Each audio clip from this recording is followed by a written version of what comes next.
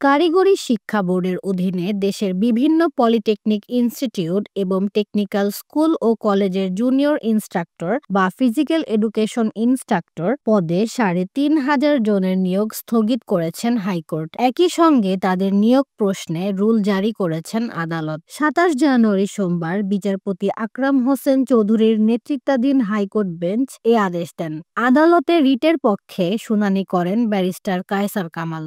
Barrister Kaiser Kamal বলেন, আগামী ২৯ জানুয়ারি তাদের চাকরিতে যোগদানের কথা ছিল। হাইকোর্টের স্থগিত আদেশের ফলে এই ৩,৫০০ জন চাকরিতে যোগদান করতে পারছেন না। এর আগে দেশের বিভিন্ন পলিটেকনিক ইনস্টিটিউট এবং টেকনিক্যাল স্কুল ও কলেজের জুনিয়র ইনস্ট্রাক্টর বা ফিজিক্যাল এডুকেশন ইনস্ট্রাক্টর পদে ৩,৫০০ জনের নিয়োগ বাতিল চেয়ে হাইকোর্টে রিট করা হয়। নিয়োগ বঞ্চিত ১৮ জন পরীক্ষার্থী এ রিট দায়ের করেন।